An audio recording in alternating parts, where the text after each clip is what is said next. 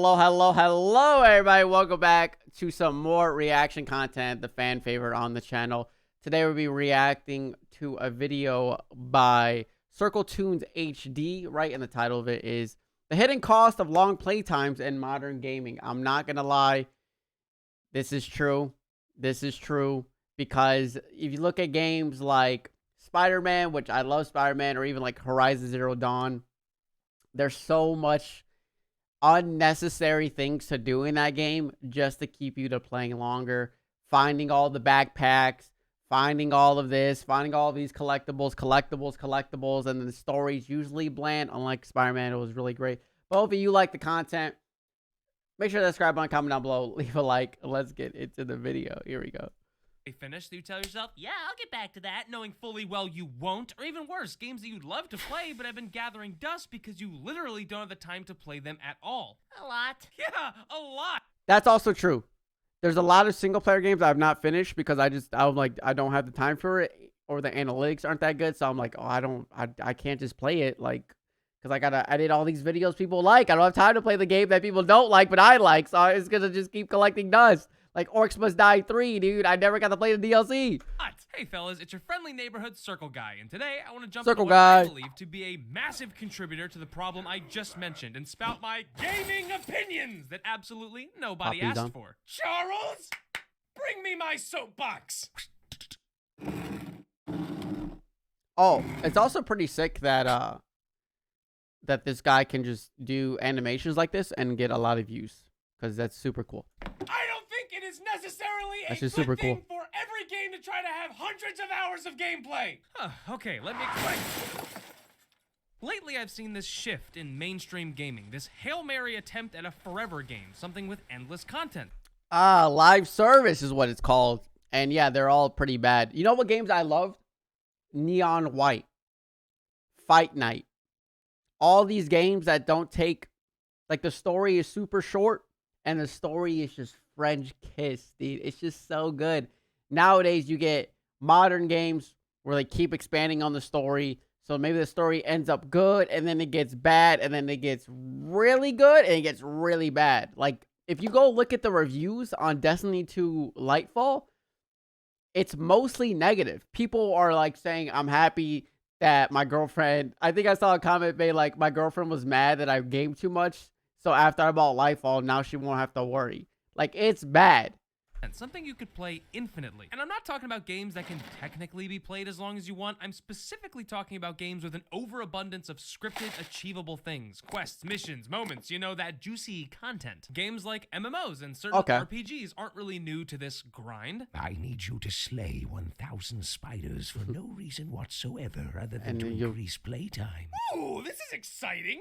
Well, I mean, he might give you a nice necklace, but by the time you kill the spiders, the necklace will just be underleveled, of course. Does this come with a vest and a name tag? Because I wasn't aware I just clocked in my new place of fucking employment! Now, video game grinding has existed since the birth of at-home game consoles. Older games would increase the difficulty or remove checkpoints as a way to keep the player playing, mostly due to hardware limitations. When your cartridge housed a few megabytes of storage, sometimes kilobytes, it was up to the developer on how to keep you tethered while simultaneously making sure you didn't blaze through the game. It was clever, often bullshit, but an understandable practice. This isn't necessarily what I'm getting at here. But games back then were good because developers, they put a lot of time into the story because all they had was story. There was no artificial side quests or nothing. It was like, this is the story. That's why look at Resident Evil 4. Story. Boom. Great game. Like, a lot of these, like, developers just don't get it these days. But it's the foundation of this fabricated playtime that I want to jump into. It matters knowing this, but being able to differentiate this somewhat necessary, archaic version and the new abomination we'd later receive. But sure, I get it. We want our games to last a while. We never want fun experiences to end. And on top of that, we also want some bang for our buck. Nothing feels worse than being hyped for a game for months just to have it last a few hours. But I got some issues with how every single goddamn game is expected to last forever now. Live service games drip feeding their players with season after season of updates. Yeah, the battle pass kind of ruined a lot of games, in my opinion. It's good and it's bad. It's not that good. It's actually not that good, because what happens, right, is when you stretch a battle pass of 100 tiers over months, maybe like 7 out of those 100 things you like, and 9 times out of 10, the cooler things are towards the end of the battle pass. So you're getting stickers and maybe colors, especially for Halo Infinite, right? You're getting colors for armor cores you don't even use. You're getting shoulder pads for armor cores you don't even use, but you just want to get the flaming skull at tier 100. So you got to play the entire battle pass of a game you're not really enjoying. Like, it's battle passes are just not good. Fortnite kind of does it right because it's super easy to level up the battle pass, and everything in the battle pass is kind of cool. They make sure their battle passes are like, these are some badass skins by the battle pass, but other games I think just do too many recolors and stuff. Reuse content, weird time-consuming systems where they don't need to be, crafting, and literally fucking everything. Yeah, it seems. crafting, yeah. Crafting, God! And this isn't even the end of it. Even before updates and additional content post-launch, every game is expected to also release with enough content to keep you busy until you're fucking dead. Some of you may think, well, isn't it good to strive for more rather than to settle for less? And that would be the case if it weren't for the glaring fact that this current time-sucking content hellscape is lowering the quality of games across the board consistently. Not only do so many games try to promise this unobtainable content paradise, but nearly all of them... Yeah, I mean, Cyberpunk is the best of that. Is they try to do something, they got a little too ambitious with it, and that same with Fallout 76, and they crashed and burned. Fail when they do. Content gets rushed, recycled, or even cut and resold later on at an additional cost. A finished game filled with a ton of content and post-launch content on the way being developed during a spike in crunch culture is the single worst recipe an evil witch could brew up in her comically large evil cauldron. What are we making? Infinite Radiant Quest! So what exactly is content? Nowadays, games want to be a buffet of content, where not really much of it is that great, but oh wow, holy shit. I think content, in my opinion, is something that brings you back to the game. Something that gives you meaning to keep playing the game. Elden Ring has great content. Spider-Man, even though there is a lot of side quests, the main story is great content, so I want to go back and see how it finishes. God of War, great content. No DLC. Remind you, God of War gets no DLC. It's still out here winning Game of the Year. Just want to say that. A lot of these games are pushing DLCs that are trash. If your game's great on its own, you don't even need DLC because people will want to play through it a second time. There's so much here. They even got that weird-ass dumpling with old meat in it. Sometimes they'll even add to it and drip-feed paid content like battle passes, and other times they'll have seasonal events meant to weaponize FOMO. I know this argument has been made about DLC and pre-order expansion passes and stuff, but I think the real issue here has been brushed under the rug, and that's the fact that more games today are attempting to steal your attention forever, and almost no game can do that through quality. Far Cry 6, Dying Light 2, Ghostwire Tokyo, Horizon Forbidden West, Watch Dogs Legion, Days Gone, Outriders, Biomutant, Gotham Knights, basically every single Assassin's Creed game ever made, and especially Death Stranding. You know what all of these games have in... Bro, Outriders, biggest fucking flop, dude. That game was so much fun, and then that game was so bad. The story was just so bad.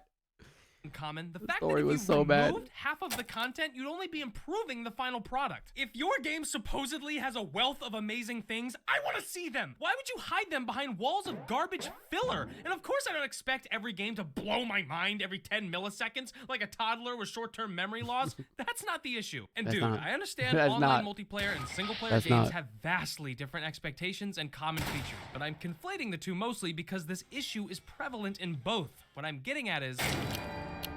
one day I will be dead. One day I will be cuddled up with the worms and moles of the world. But before that inevitable day comes, I will be enjoying video games as much as I can. And when So that's a very good point. It's like, obviously we're all gonna pass away eventually. And there's so many games that I play that I just think like, I'm gonna forget about this in a week. Or I like to play competitive games. I like to play fighting games, right? And there's so many fighting games I'm playing right now where I don't even care about winning because the game is just not balanced. The game's not fun. The game is stale. So I still just play it because I love the genre, the bad bitch genre.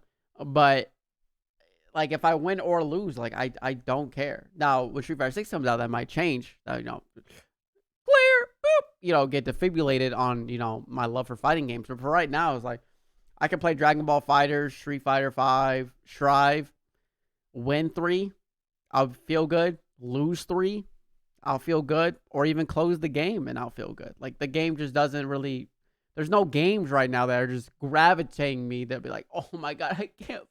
Bro, why do I gotta go to bed, dude? I want to continue playing.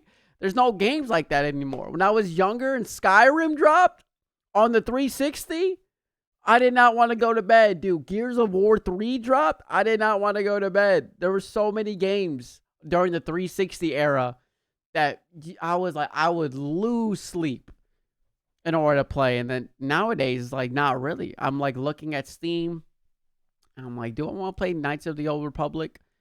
I know. I mean, it's whatever. Maybe later. Like, there's no games right now that are just like, I want to play you. I need to play you. It's super trash. I have to balance my work, social life, sleep, and other stuff with video games. That leaves me with an extremely small sliver of time for those games. And when I expand that inner sliver, you're going to see I don't have a lot of time to fuck around doing nothing in them. And that's coming from a dude where video games is a portion of my job. This is even worse for everyone else. There is so much fluff, filling, padding, and stuffing in modern video games. And the longer a game's average playtime gets, the more you're going to find it. Waiting to make something, forced long travel, backtracking, randomly imposed roadblocks that only exist to increase game length. As a kid, these things are awesome because you have all the time in the world. But when I hop on a game now for 2 hours, we're not young no more, man. Nothing done, I feel like a damn stooge. Nowadays, someone will recommend me a game like, Yeah, it's pretty good. It's only about 6 hours long, but... What did you just say? It's about 6 hours long?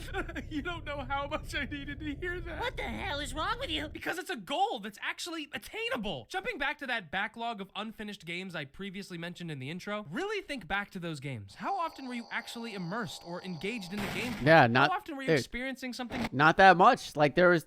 Like, that's where I'm at with Dead Island 2 right now. Dead Island 2, I'm going to beat it. I'm not doing any side quests. I'm so done. I've already checked out Dead Island 2 mentally. I just want to beat the game because I bought the game. I didn't buy the gold edition. I didn't buy the ultimate edition because I knew I wasn't really going to like it. So, because I thought I was going to like it, but then I feel like that kind of genre of video game is slowly just dying. In my opinion, maybe you think different. And so, yeah, right now I'm just doing main quest, going to beat the game, uninstall it, and be like, what game did I just play?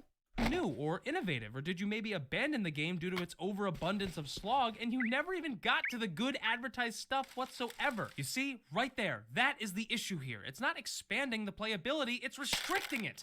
As I get older, I realize games that have 10 hours of excellent content will almost always be better than games with 30 hours of excellent content and 70 hours of fucking padding. But look, it has 100 hours of content. Isn't that outstanding? Deathloop is a great example of a game with backtracking, but simultaneously staying fresh, short, interesting, and concise with its gameplay. Hopping on for an hour and finishing 5 extremely varied fun missions I never played putting Deathloop. down the controller feels a whole lot better than starting up a mission to listen to a dude talk for 48 minutes while I slowly follow him to a destination to retrieve something stupid and walk all the way back. And listen, I'm not saying RPGs or farming games that go on for billions of hours shouldn't exist. I mean, Christ, I love RPGs, obviously. Yeah. They have their place just as much as short indie experiences do. But my problem is this massive middle blob of games that want to be anything and everything and succeed at nothing while... Yeah, I see. So when you get The Witcher, Elden Ring, right, you know what you're signing... Oh, it bit my cheek. You know what you're signing up for, right? When you get games on the right, the Neon Whites, the Fight Nights, you know what you're signing up for. But there's so many games in the middle that are not RPGs, right? So they're not open world, but they're not short little indie games that are straightforward. There are linear games with just a bunch of collectibles and side quests. You're not even exploring half of the world, right? Just to make sure you see everything. You're going down a narrow path. You're going down a path. Your goal is at the end. There's a hallway right here. So you go right into the hallway, get a chest. That's the end of the hallway. Go back, go to the quest. Like, it's not like exploring a forest and like climbing trees and checking under every rock. It's like you're walking. This is clearly the way to go, but there's a path to the left. Let me go to the path to the left. Found a chest. Now let me go back to the way to go. That's all it is. simultaneously being just, I don't know, boring. It seems so many games don't know what they want to be anymore. Video game genres as a whole seem to be losing their identity. Ah, yes, my first-person shooter racing farming sim. This game should have RPG elements and base building. Thank God I added multiplayer. You're gonna want to pre-order for early access to the V12 eggplant shotgun. There's never enough time to do Yeah, that's everything true. you want. Early access, baby. The industry is curving in a way where it's becoming far more acceptable to release a game half-baked with the promise of fixing it or... I don't even want to go. This is, dude, talking about this subject alone would have to warrant its own video. If you want to see that video, comment down below. But, dude, so many games that come out now are just so fucking bad. Prepared-wise, it's just thinking about it makes me tired of the gaming industry. improving it later on. Street Fighter 6 is not doing that, though. Street Fighter 6 seems like it's going to come out fully stocked. So I'm pretty happy. Than to delay or take your time crafting a polished work of art. Back in the day, We didn't get updates, patches, and performance updates. Outside of the occasional international release changes, you had to make sure whatever was on that disc or cartridge was worthy of its price tag. And often it wasn't, in fairness. But this rush games out the door, time-crunching development hellworld we Superman live in was game. partially forged in the same crucible that invented the notion that every game must last forever. You know, it actually made me happy to hear when God of War Ragnarok got delayed. Most of the time, delays are positive. Waiting for a refined product will... God of War did it right, dude, because God of War knows. They know that their first game was amazing. And they're like, okay, we put out a half-bake. We will be fucked. As a studio, we'll probably go bankrupt. We'll delay it. And then what happened? Game of the year. Your voice actor of the year. Like, accessibility of the year, right? Like, they nailed it. Because they waited to put out a product that people would enjoy. That's what it would be like as a kid. I remember reading a Game Informer, and there'll be like games coming in 2 years from now. You're like, oh my God, dude, I can't wait for 2 years from now for this game to come out. Now they announce a game that comes out early access next week. Early access is trash. Game launches for day one patch. It doesn't optimize as you update your drive. Like, it's just so much stuff. will always be better than getting an underdeveloped mess quicker. But gamers suck. Gamers are seriously my least favorite group of people, and I should know I'm sadly one of them. No matter what you try to do, they'll never be happy. Oh boy, which route, developer? Release the game too soon and get shit on, or delay a game and still get shit on? The choice is yours, my friend. I don't think that's necessarily true. I think if you delay a game, I think you'll get more backlash in the beginning. I think you'll get more backlash in the beginning, but you'll get less backlash in the end. But if you release it too early, you'll get backlash in the beginning and then backlash all throughout while you fix the game. While writing this video, me and my friends made the extremely poor decision of firing up Anthem. Remember that? Oh It's my on God. Game Pass anyway, and we did this on the condition that we'd only check out the mainline content, none of the grindy, worthless crap. Because yeah, mech suits that fly around controlling the fucking People were weather like, is "This is the pretty Destiny badass." killer." You know what we learned? The art design is breathtaking. The sound design is superb. The game plays and feels amazing. Everything is snappy and crisp. Just flying around is enjoyable. But you know what isn't enjoyable? The fact that this game went through development hell trying to be a Destiny killer by adding grindy, unintuitive, stupid systems that uproot you from the actual fun moments just to shove some UI disaster or worthless dialogue in your face. Anytime you're caught red-handed having fun, the game forces you to stop everything you're doing so you can go not have fun. Thank God, fellas, I forgot these games were supposed to make me miserable. Whoops! These types of games hold the concept of end game content over... Yeah, that's another thing, right? Is what's the a lot of these live service games or even grindy games, the MMOs, the ARPGs. It's always what's the fans nowadays are just like what's the end game? Diablo 4 is coming out very soon, right? Next year, not next year, next month, and people are like, what's the end game? Nobody cares about the story, right? Because they know they're gonna beat the story in a few days. But what's the end game? What's the raids looking like? Like, how's the progression looking? And games like Anthem, they didn't live up to their end game. Like this, you know, like he's saying, the story is great, everything plays great, but the end game just gets grindy, everything just gets lame, and you get lost in the sauce. For your head as if you have to sift through the garbage to make it to the real game. But guess what, dipshit? I didn't make it to the endgame content because the base game fucking sucked. Anthem could have been an extremely fun 8 to 10 hour co-op action game, but we just couldn't have that because BioWare was apparently visited by 3 ghosts that night. The ghost of a worthless open world, the ghost of repetitive missions, and the ghost Actually, I lied. Maybe Anthem wasn't good. I thought he was saying Anthem played really well in the beginning. Never mind. I guess Anthem just sucked all around. My bad. tedious, stupid crafting. What matters at the end of all of this is that we all need to unanimously push for. In the way this segment hopefully ties a bow around the point I'm making, the vision of every game also needs to find its little bow. Look at him go. Oh, whoa, shit. I firmly believe aimless single-player checklist games are some of the worst games ever made. They don't respect your time, they don't strive for anything meaningful, they're a job with no pay and a boss that demands too much of you. These forever endlessly supported multiplayer games would always rather drag a carrot on a stick than actually make worthwhile gameplay features. There is a wealth of outstanding AAA and indie games that don't fall into this massive, all-consuming category that I challenge you to seek out and enjoy. Here's an extremely varied list of games that properly appreciate your time, that you can utilize as medicine whenever you feel yourself falling into these traps. Oh.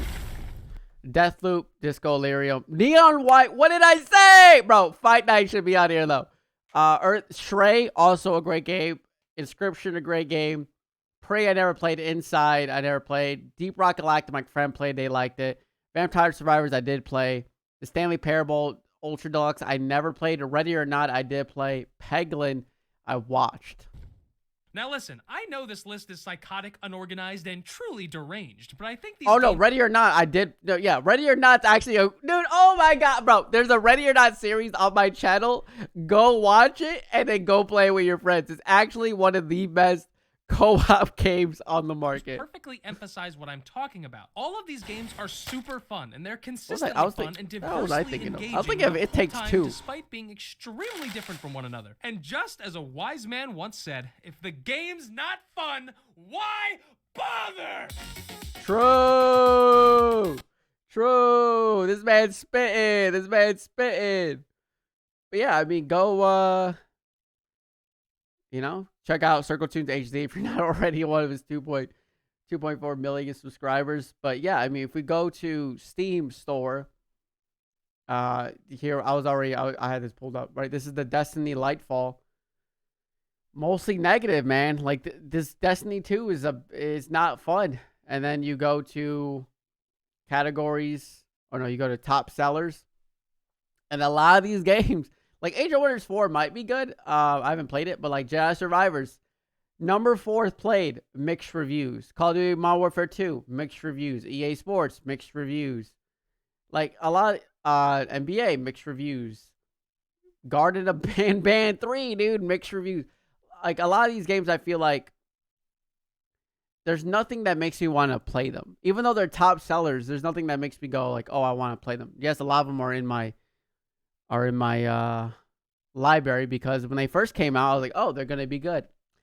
I don't even know the last time I opened Destiny 2. So yeah, so that's the end of the video. Hopefully you guys enjoyed it. If you did, make sure to hit that subscribe button, comment down below, leave a like. Hopefully games get better in the future. I'm sure they will. And I hope to see you guys in the next video. See ya.